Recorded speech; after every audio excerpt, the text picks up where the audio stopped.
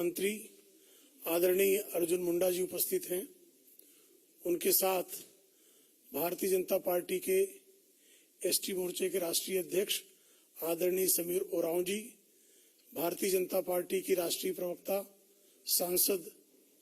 आदरणीय हिना गावित जी उपस्थित हैं। मैं आदरणीय मुंडा जी से आग्रह करूंगा कि आप सबको संबोधित करें।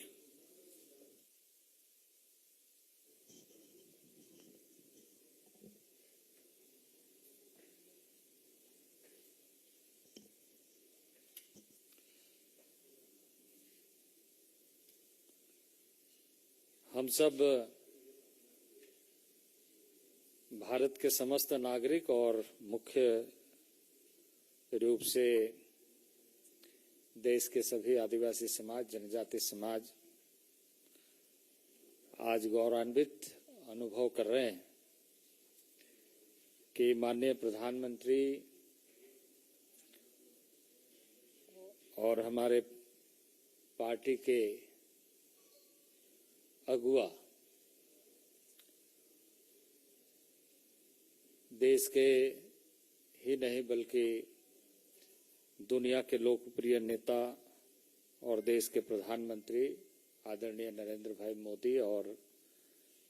हमारे पार्टी के प्रेसिडेंट जेपी नड्डा जी, जिनके दूरदर्शी सोच और भविष्य का भारत गढ़ने के लिए लगातार नए अध्याय के साथ, नए ऐतिहासिक फैसलों के साथ आगे बढ़ रहा है। और इसी कड़ी में हम सब के लिए सौभाग्य है कि भारत के राष्ट्रपति के रूप में एक आदिवासी महिला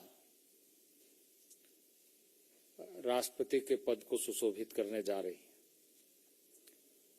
और इसके लिए मैं माननीय प्रधानमंत्री जी को और राष्ट्रीय अध्यक्ष जी को और एनडीए के सभी ऐसे सहयोगियों को आभार व्यक्त करता हूं। मैं इस अवसर पर निश्चित रूप से इस बात को दोहराते हुए कि आजादी के लंबे कालखंड के बाद भारत और भारत का जनजाति समाज नए अवसरों के साथ आगे बढ़ रहा है। और खासकर यदि हम आजादी का अमृत महोत्सव का यह इस वर्ष को देखें तो हम सब के लिए बहुत महत्वपूर्ण है, पूरे देशवासी के लिए महत्वपूर्ण है और जनजाति समाज के लिए ऐतिहासिक लक्ष्य और उपलब्धियों को प्राप्त करने का एक नई यात्रा प्रारंभ हुई है। जहां एक तरफ आज हम सब देख रहे हैं कि एक आदिवासी महिला राष्ट्रपति पद पर आसीन हो रही हैं,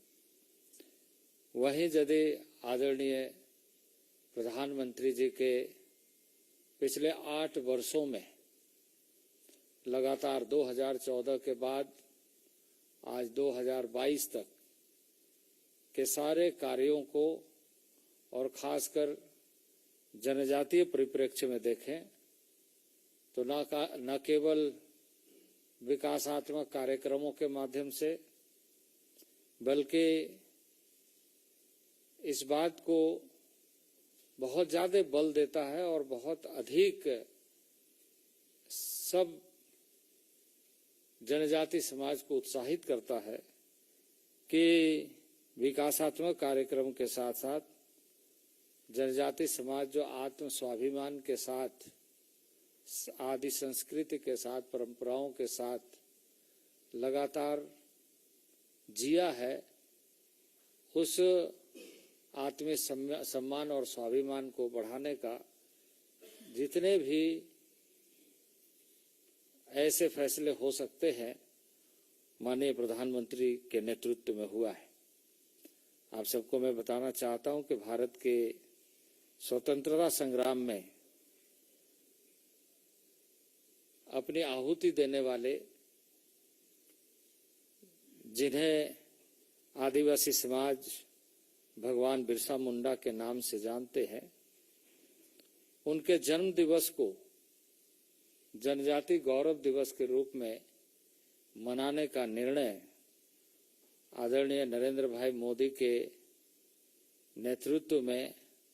भारत सरकार ने घोषणा किया है और प्रत्येक वर्ष इस दिवस को हम जनजाति गौरव दिवस के रूप में मनाएंगे। जनजातीय स्वतंत्रता सेनानियों के वीरतापूर्ण कार्यों का स्मरण करते हुए देश भर में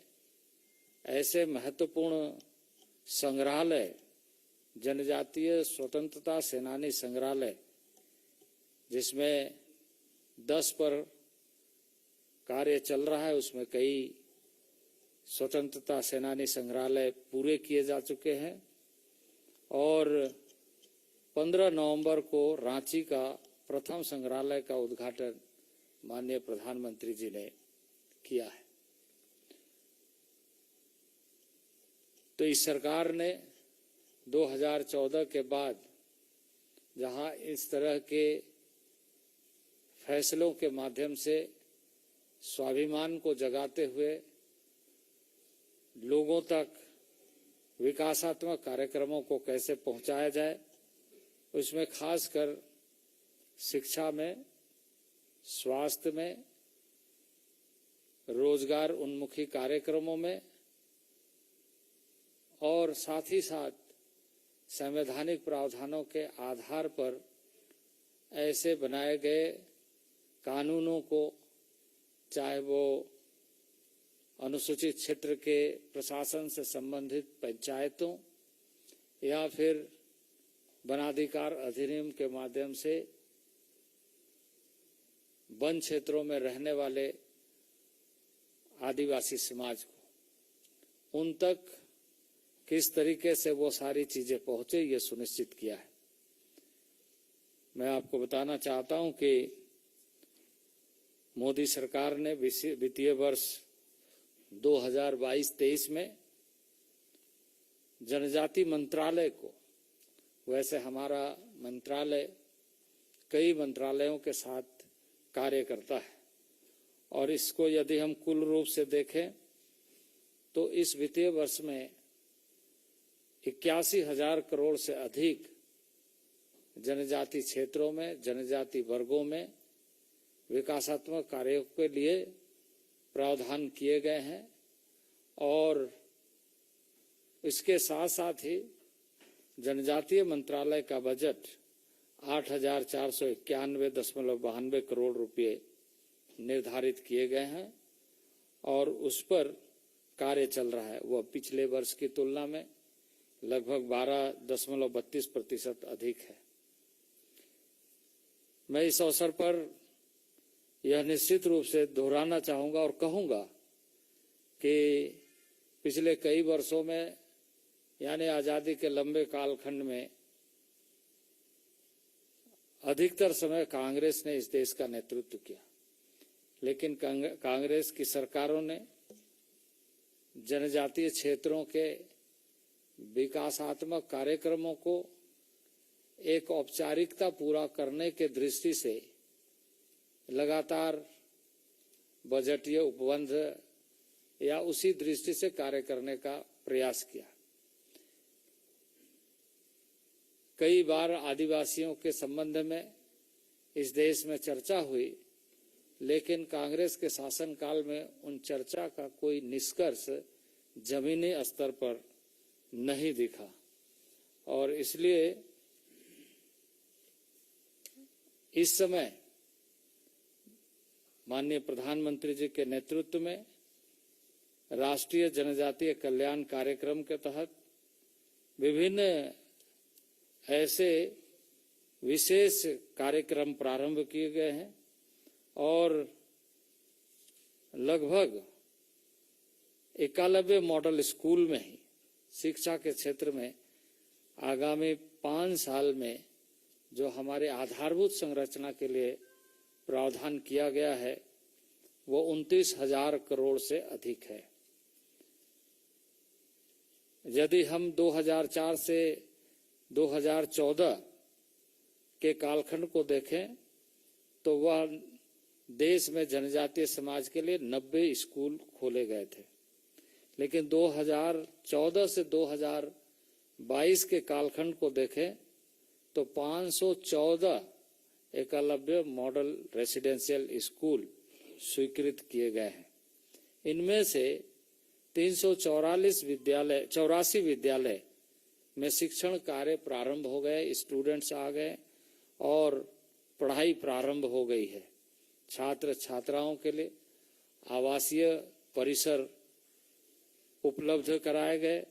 क्लासरूम बन चुके हैं और पढ़ाई प्रारंभ हो गई है। एकलव्य मॉडल आवासीय विद्यालयों के निर्माण में जो पहले यानी 2014 के पहले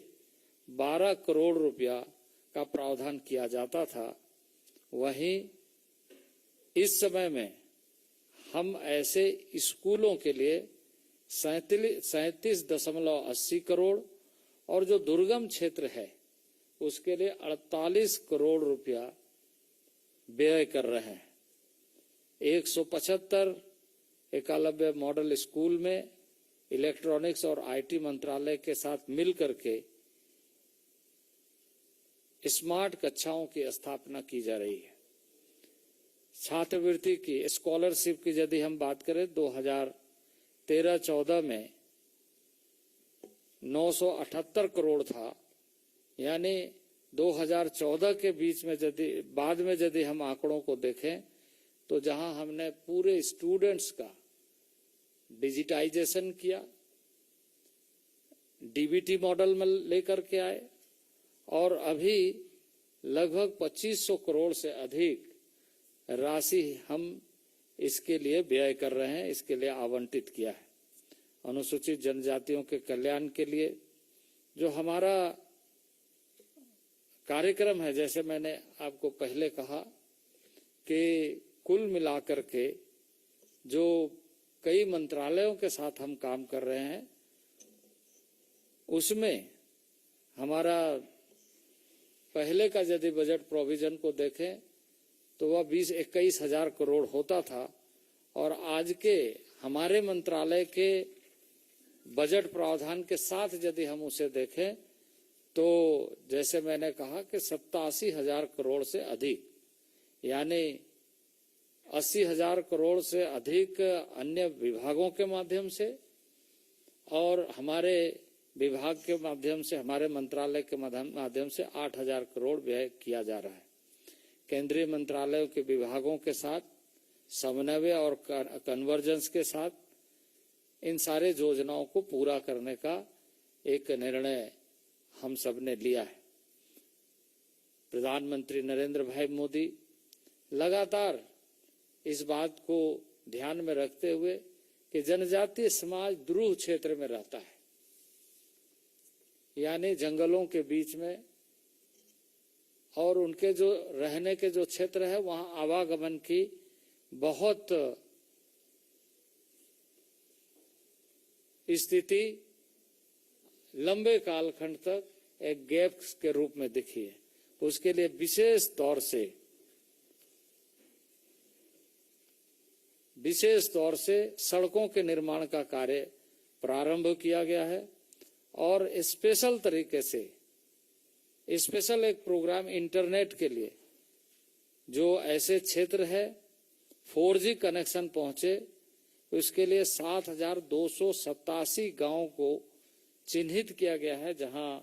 नेटवर्क की सुविधा नहीं है, वहां 4G कनेक्टिविटी पहुंचाया जाए। 2013-14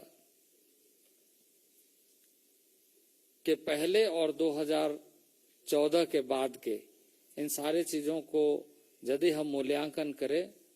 तो खास तौर से एजुकेशन में, शिक्षा में एक व्यापक दृष्टिकोण और भविष्य में हमारा जनजातीय क्षेत्र शिक्षा में पीछे नहीं रहे, इसका ध्यान रखा गया है। वहीं उसके साथ साथ हमने एक नई योजना का सूत्रण इन 8 वर्षों के कालखंड में नए तरीके से प्रारंभ किया, जिसका नाम हमने आदि आदर्श ग्राम योजना रखा है। इसके तहत हमने 36,000 गांवों को सिलेक्ट किया है। 36,000 गांव जहां गैप्स बहुत अधिक है, सुविधाओं का अभाव है। रूरल डेवलपमेंट के साथ मिलकर के उस डेटा को शेयर करते हुए हम सब ने उन गांवों का चिन्हितीकरण करते हुए अब सेचुरेशन के मोड में कैसे सेचुरेट हो गांव के, उन सारी योजनाओं का लाभ उस गांव को पूर्ण रूप से मिले, ये सुनिश्चित करने के दृष्टि से आदि आदर्श ग्राम योजना और उस योजना के साथ सभी विभागों का कन्वर्जेंस कैसे हो। जितने भी 41 ऐसे मंत्रालय हैं जो डेवलपमेंट से रिलेटेड, इंफ्रास्ट्रक्चर से रिलेटेड और एम्प्लॉयमेंट से रिलेटेड सारे कार्यों को करता है। उसमें से 12 मंत्रालय को हम लोगों ने विशेष तौर से चिन्हित करते हुए यह सुनिश्चित किया है कि आदि आदर्श ग्राम योजना के माध्यम से उन सारी योजनाओं का लाभ जनजाति समाज को उस गांव में संपूर्ण रूप से मिले। और यह योजना बहुत ही महत्वाकांक्षी योजना है। खास तौर से माननीय प्रधानमंत्री जी ने इस पर रुचि लेते हुए कि हम किसी भी गांव को टेकअप करें तो सेचुरेट मोड में करें। उस गांव में एम्प्लॉयमेंट जनरेशन की क्या संभावना है, रोजगार की क्या संभावना है, स्किल डेवलपमेंट की क्या संभावना है, सिंचाई की संभावना क्या है, एग्रीकल्चर की क्या संभावना है, और इंडिविजुअल तरीके से सेल्फ हेल्प ग्रुप के माध्यम से, कम्युनिटी राइट्स के माध्यम से जो चीजें वहां पर हो सकते हैं, उन सारे चीजों को आदि आदर्श ग्राम के माध्यम से, जहां पर व्यक्तिगत रूप से, पारिवारिक रूप से, सामाजिक रूप से सारे कार्य योजना हो। और उसको हमने पंचायती राज के साथ मिल करके यह सुनिश्चित किया है कि खास तौर से जो एक बड़ा क्षेत्र है जिसे अनुसूचित क्षेत्र के रूप में, उन क्षेत्रों में जो पंचायती राज व्यवस्था है, जो पेशा एक्ट है, उसको हम ज्यादा से ज्यादा सशक्त बनाए और उसका ऑनरशिप सुनिश्चित करें। तो ये जो हमारा कन्वर्जेंस प्रोग्राम है, ये जो हमारा आदि आदर्श ग्राम योजना है, ये जब योजना गतिशील होकर के पूरा होगा तो गांव अपने आप में समृद्ध कैसे बने, ये गांव वाले खुद सुनिश्चित करते हुए अपने गांव को आदि आदर्श ग्राम बनाएंगे। और आदि आदर्श ग्राम के माध्यम से एक नया आधारभूत संरचना के साथ साथ रोजगार का केंद्र बनेगा। आप सबको याद है कि माननीय प्रधानमंत्री हमेशा बंधन योजना की बात कई अवसरों पर करते रहे हैं, और इस समय देश में हम लोगों ने क्लस्टर के माध्यम से 3,110 बंधन केंद्र, और जिसमें 52,976 बंधन स्वयं सहायता समूह और 9 लाख जनजातीय ऐसे सदस्यों को लाभान्वित करने की योजना चल रही है। और इसको आगे बढ़ाने का लक्ष्य लगातार बढ़ रहा है। जनजातीय अनुसंधान संस्थान, जिसकी हमने थोड़ी सी चर्चा की, उसके लिए हम लोगों ने पिछले अगर 2014 के पहले देखें तो मात्र 7 करोड़ की व्यवस्था होती थी, और अभी उसमें हमने 150 करोड़ की व्यवस्था किया है। 2014 के पहले 17 राज्यों में जनजातीय शोध संस्थान थे, अभी 21-22 में उसकी संख्या 27 हो गए हैं। और इसके साथ साथ ही आदि कलाकार पोर्टल के माध्यम से जनजातीय भाषाओं, जनजातीय नृत्य कला, कौशल और संस्कृति को इलेक्ट्रॉनिक रूप में संरक्षित करने का कार्य प्रारंभ हो गया और निरंतर चल रहा है। राज्यों को अनुदान में, आजीविका में, शिक्षा में, स्वास्थ्य में लगातार भारत सरकार के तरफ से उन्हें सहयोग दिया जा रहा है, और लगभग 3,405 से अधिक परियोजनाओं को मंजूरी दी गई है। मंत्रालय के माध्यम से एक डैशबोर्ड बनाया गया है। उस डैशबोर्ड के माध्यम से डिजिटलीकरण और प्रमुख डेटा समंकन का कार्य लॉन्च कर दिया गया है पोर्टल के माध्यम से। और ऐसी कुछ योजनाएं जिसको प्रधानमंत्री स्वयं अपने डैशबोर्ड में देखते हैं। जनजातीय अनुसंधान संस्थान के उत्कृष्टता केंद्रों का, जिसको हम सेंटर फॉर एक्सीलेंस के रूप में प्रतिष्ठित ऐसे संस्थाओं के साथ कार्य कर रहे हैं, चाहे वो आईआईटी हो, आईआईएम हो या इस तरह के अन्य संस्थाएं हो। लगभग 350 से अधिक अनुसंधान परियोजनाओं को वित्तीय रूप से सहयोग देते हुए कार्य प्रारंभ किया गया है। तो आजादी के अमृत महोत्सव में मैं यह निश्चित रूप से कहूंगा कि आत्मनिर्भर भारत का जो यह अभियान माननीय प्रधानमंत्री ने देशवासियों को आह्वान किया है, उसी कड़ी में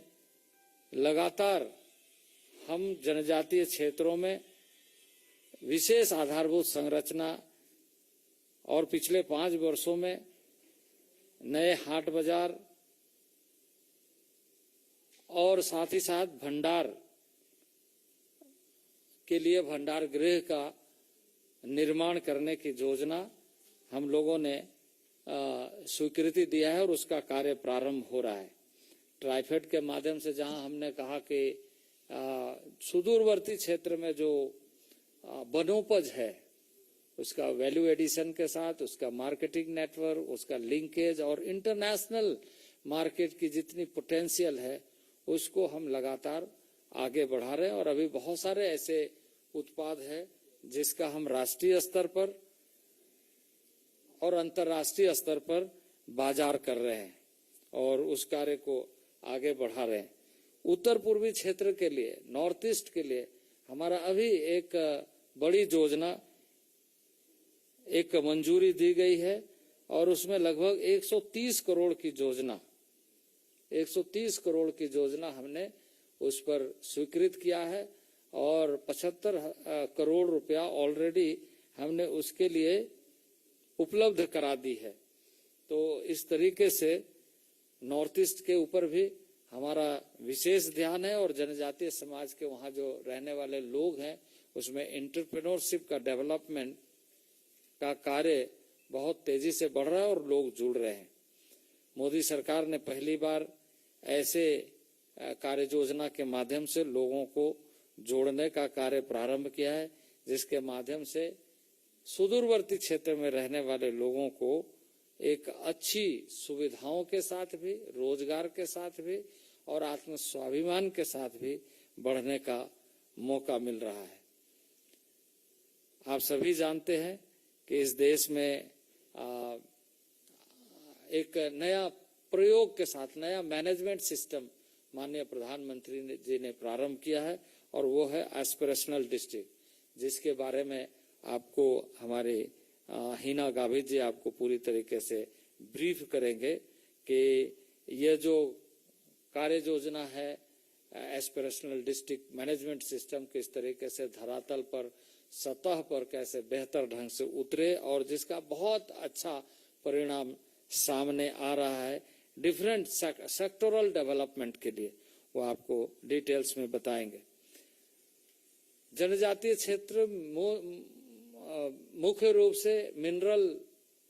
एरिया के रूप में भी पहचाना जाता है और इसलिए आप सबको जानकारी है कि एक डिस्ट्रिक्ट मिनरल फंड की व्यवस्था की गई है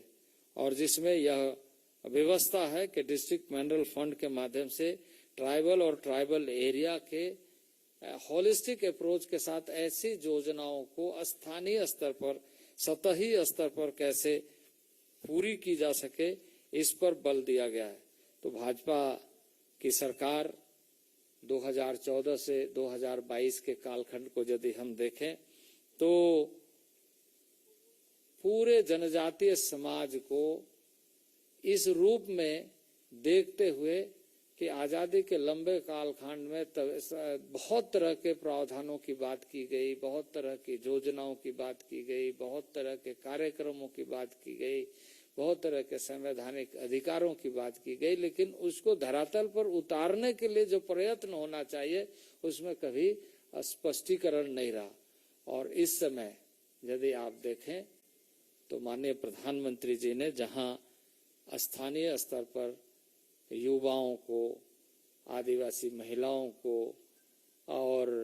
आदिवासी समाज को आगे बढ़ाने के लिए रोजगार के साथ, तो वहीं संवैधानिक व्यवस्था में उसका प्रमुख भूमिका सुनिश्चित करने के लिए आज देश का सर्वोच्च पद पर जनजातीय महिला को राष्ट्रपति के पद पर सुशोभित कर रहे हैं। तो यह जो भारत में इस समय 2014 से 2022 का कालखंड है, ये एक स्वर्णिम कालखंड जनजातीय समाज के लिए हम कहेंगे, जहां उनके बहुआयामी व्यक्तित्व का निर्माण, उनकी संभावनाओं को कुरेदते हुए नए अवसरों का सृजन और उन सारे दुरूह क्षेत्र में आधारभूत संरचना के साथ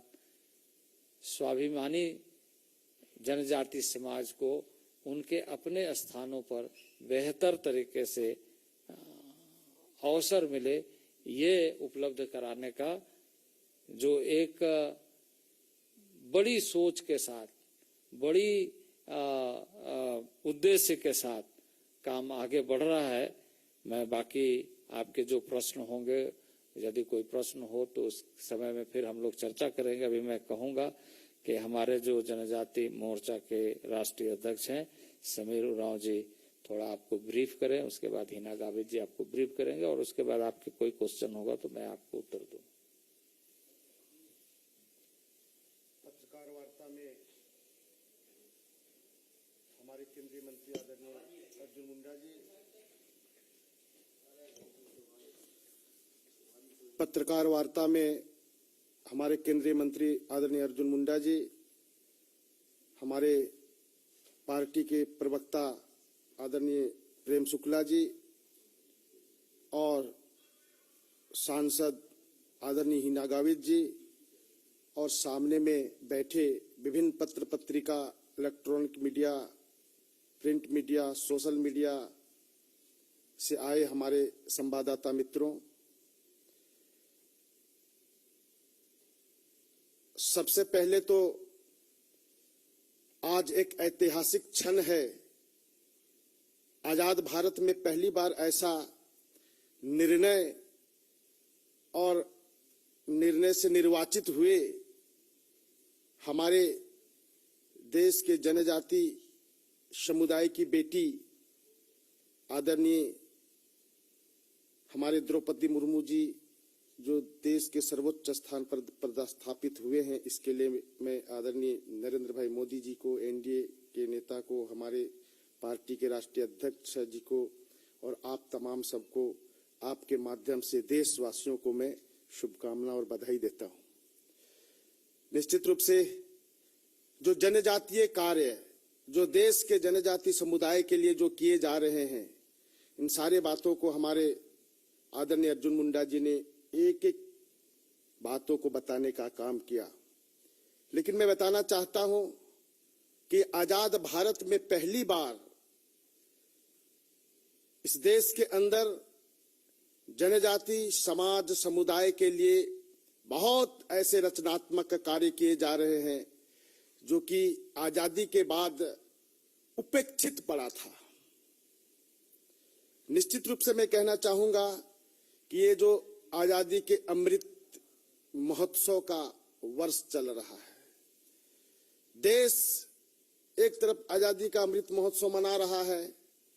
वैसे समय में इतने दिनों तक इस देश के अंदर क्या होना चाहिए, इसके लिए पिछले दिनों में लोग विचार नहीं किया। लेकिन हमारे देश के यशस्वी प्रधानमंत्री आदरणीय नरेंद्र भाई मोदी जी ने 2014 के बाद लगातार जनजातियों के सम्मान के लिए, और यही नहीं, जो जनजाति जो चाहे स्वतंत्रता सेनानी हो या तो स्वतंत्रता के पहले, चाहे मुगलों के समय में हो, उस समय में भी जिस प्रकार से जनजातीय वीर और वीरांगनाएं जो देश के लिए जो अपने कई प्रकार के जो कार्य करते हुए समर्पित हुए हैं, ऐसे लोगों का सम्मान कैसे हो। इस दृष्टि से आप देखे होंगे कि रानी दुर्गावती जी जिस प्रकार से आज से 400 साल पहले जो मुगलों के साथ किस प्रकार से जो है अपने धर्म संस्कृति और अपने से भारतीयता राष्ट्रीय भाव के आधार पर उन्होंने वहां युद्ध किया। हमारे जो है राजस्थान के अंदर पुंजा भील किस प्रकार से जो है हमारे राणा प्रताप जी के साथ मुगलों के साथ लड़ाई लड़ा। ऐसे सारे हमारे जो यहाँ के वीर महापुरुष इस देश के अंदर में रहे हैं। आजादी के लड़ाई में भगवान बिरसा मुंडा, तिलका मांझी, चांद भैरव, जादो नाग, रानी मां गाइडेल्यू, तलक्कल चंदू, ऐसे भीमा नायक, ऐसे कितने हमारे जनजातीय स्वतंत्रता संग्राम के सेनानी थे। इन लोगों को किसी ने उस समय इतिहास के पन्नों में ठीक से दर्ज नहीं किया। यही नहीं, और हमारी सरकार ने भी उस समय कहीं कुछ करने का प्रयत्न नहीं किया। जिस प्रकार से जो हमारे भगवान बिरसा मुंडा जी ने केवल आजादी की लड़ाई नहीं लड़ी थी, भगवान बिरसा मुंडा ने गांव-गांव में जा करके अपने गांव को एकत्र करने का काम, सशक्त करने का काम, एकजुट करने का काम, आत्मनिर्भर करने का काम, स्वावलंबी बनाने का काम हमारे भगवान बिरसा मुंडा कर रहे थे। और इन सारे बातों को किसी ने पहचाना नहीं, देखा नहीं कि देश के लिए कितना कौन से लोग क्या क्या किया। हमारे देश के यशस्वी मुख्यमंत्री प्रधानमंत्री आदरणीय नरेंद्र भाई मोदी जी ने इन सारे बातों को बहुत गहराई से देखा, समझा। और ये जनजाति सम्मान में जिस प्रकार से हमारे आदरणीय अर्जुन मुंडा जी ने बताया कि उनके जन्म जयंती के दिन को राष्ट्रीय जनजाति गौरव दिवस के लिए जो है वो प्रारंभ किए। आज देश भर में उनके नाम से, उनके बातों को, उनके कार्यों को जो स्मरण करते हुए यह देश के जनजाति समुदाय आज आगे बढ़ रहा है, प्रेरणा ले रहा है। इसी प्रकार से जो कि हमारे देश भर में कई जनजातीय जो महापुरुष हैं, जो देश के लिए जो काम किए हैं, उन लोगों के नाम पर वहां पर जो संग्रहालय बन रहा है, उसमें कई प्रकार की जो है हमारी प्रेरणादायी बातें हैं। उसको आज के युवा पीढ़ी, आज के छात्र वहां से देखेंगे, समझेंगे और देश के लिए कुछ करने के लिए, कुछ बढ़ने के लिए आगे बढ़ेंगे। ऐसा यह एक उपलब्धियां है। इसी प्रकार से हम कहना चाहेंगे कि जिस प्रकार से जो है हमारे जनजातीय समुदाय के कई पर्व त्योहार होते हैं, इन पर्व त्योहारों को किस प्रकार से उनके जो सामुदायिक सामूहिक जो परंपरा आस्था के साथ जो मनाते हैं, उनको भी कभी कोई संरक्षण संवर्धन करने का कार्य नहीं किया। लेकिन हमारी ये सरकार ने निश्चित रूप से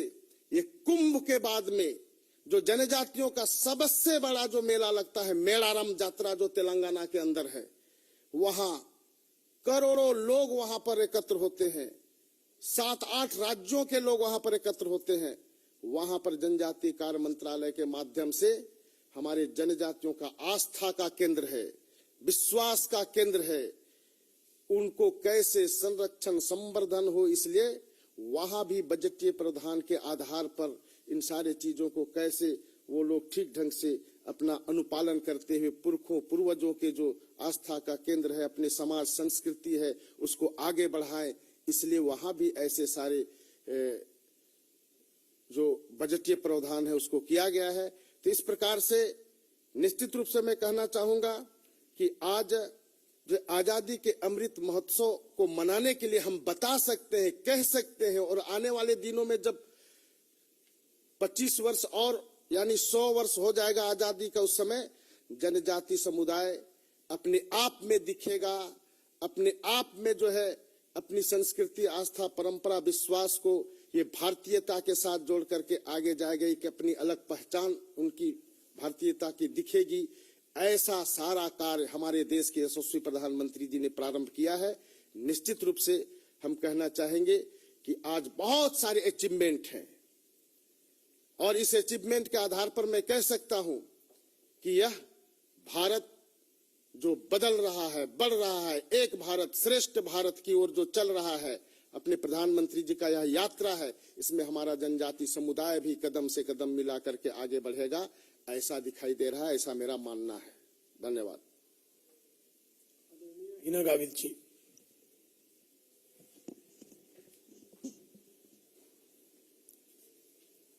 धन्यवाद। आप सभी का स्वागत करती हूँ। Today history is scripted in India. आज सर्वोच्च संवैधानिक पद जो कि देश के राष्ट्रपति पद पर पहली बार एक आदिवासी महिला विराजमान हुई है और मैं समस्त आदिवासी समाज की ओर से हमारे प्रधानमंत्री श्री नरेंद्र मोदी जी, भारतीय जनता पार्टी के राष्ट्रीय अध्यक्ष आदरणीय जेपी नड्डा जी, एनडीए के सभी नेताओं का मैं आभार व्यक्त करती हूँ, धन्यवाद देती हूँ। प्रधानमंत्री जी ने 2014 में जब पहली बार उन्होंने प्रधानमंत्री की शपथ ली तो पहला वाक्य जो उन्होंने कहा था कि मेरी सरकार गरीब, शोषित, वंचित, पीड़ित, आदिवासी, दलितों के लिए समर्पित है। और ये केवल उन्होंने कहा ही नहीं तो उनके हर एक योजना में, हर एक कार्य में उन्होंने वो बताया भी है। आज जो गरीब कल्याण योजनाएं देश में चल रही है, प्रधानमंत्री आवास योजना हो, हर घर नल से जल हो, सौभाग्य योजना हो, आयुष्मान भारत हो, उज्ज्वला हो, जितने भी गरीब कल्याण योजनाएं हैं, इसमें ज्यादातर गरीब, आदिवासी, दलित, पिछड़े लोगों का समावेश है। और ये बिल्कुल टारगेट ओरिएंटेड फॉर्म में ये सारी योजनाओं का कार्य ये शुरू है। प्रधानमंत्री आवास योजना जैसे 2022 तक पहली लिस्ट पूरी हुई, उसके बाद जो बचे हुए लोग थे उनके लिए दूसरी लिस्ट बनाई गई। तो हर एक स्कीम के अंतर्गत आदिवासी आखिरी व्यक्ति तक पहुंचना, दलित आखिरी व्यक्ति तक पहुंचना, गरीब, पिछड़े व्यक्ति तक ये सारी योजनाएं सही मायने में पहुंचाने का काम ये प्रधानमंत्री जी के नेतृत्व वाली सरकार कर रही है। आज ये जो इतिहास देश में रचा गया है, हमारी आदिवासी महिला आज देश के इतने बड़े पद तक पहुंची है। अनेक राजनीतिक पक्ष हो गए, बड़ी बड़ी बातें की, लेकिन सही मायने में आदिवासी समाज को न्याय देने का काम ये प्रधानमंत्री जी ने आज किया है। हमारे देश में जो पिछड़े हुए इलाके हैं उसमें ज्यादातर आदिवासी बहुल क्षेत्र है। अगर हम देखें तो वहां पे इंफ्रास्ट्रक्चर, रोड्स, हेल्थ, एजुकेशन, ये अगर हम पूरे देश के डिस्ट्रिक्ट वाइज डेटा देखें तो आप सभी को ये ध्यान में आएगा कि जहां पे ट्राइबल एरियाज है वहां पे लिटरेसी रेट कम है, वहां पे हेल्थ के इश्यूज है जैसे sickle cell anaemia, malnutrition, maternal mortality, इस तरह के जो इश्यूज है ये पर्टिकुलरली ट्राइबल एरियाज में ज्यादा है। और ये सभी इश्यूज को एक साथ एड्रेस करने के लिए प्रधानमंत्री जी ने एस्पिरेशनल डिस्ट्रिक्ट प्रोग्राम शुरू किया 2018 में। और ये जो एस्पिरेशनल डिस्ट्रिक्ट प्रोग्राम है इसमें मेन 5 एरियाज पे फोकस है: health and nutrition, education, agriculture, basic infrastructure and financial inclusion. ये योजना एस्पिरेशनल डिस्ट्रिक्ट की बनने के बाद इसका रेगुलर एक फॉलोअप का कार्य शुरू है। नीति आयोग इसको रेगुलर मॉनिटरिंग कर रही है और इतना ही नहीं तो हर एक सेक्टर में अलग अलग इंडिकेटर्स को किस तरह से इम्प्रूव किया जाए, इसलिए बहुत ही ज्यादा मेहनत हमारा सरकार और पूरी सिस्टम एस्पिरेशनल डिस्ट्रिक्ट्स पे कर रही है। इसका अगर हम रिजल्ट देखें तो हमारे जो पिछले जब से एस्पिरेशनल डिस्ट्रिक्ट प्रोग्राम बना है और आज तक ये जो इंडिकेटर्स है इसमें जिस तरह से इम्प्रूवमेंट हुई है, इसके आंकड़े पहले तो बिलो नेशनल एवरेज हुआ करता था, आज ये अबाव नेशनल एवरेज कई डिस्ट्रिक्ट्स में हमको आंकड़े देखने को मिल रही है। तो इससे एक चीज तो निश्चित रूप से पता चलता है कि आदिवासी क्षेत्रों में सही मायने में टारगेटेड डेवलपमेंट का काम प्रधानमंत्री मोदी जी के नेतृत्व में सरकार कर रही है। आज अभी हमारे आदिवासी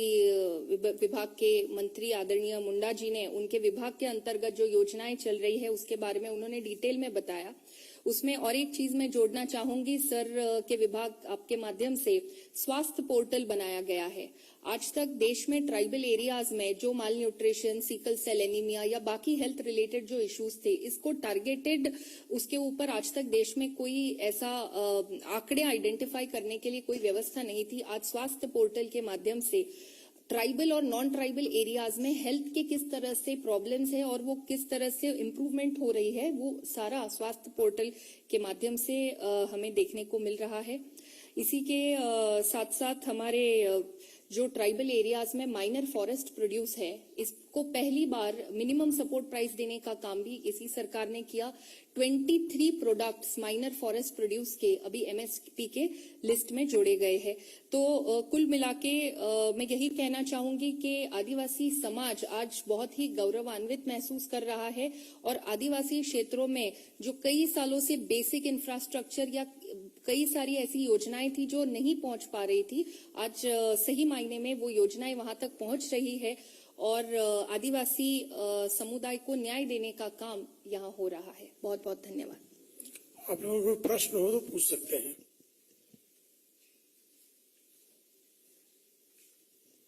धन्यवाद।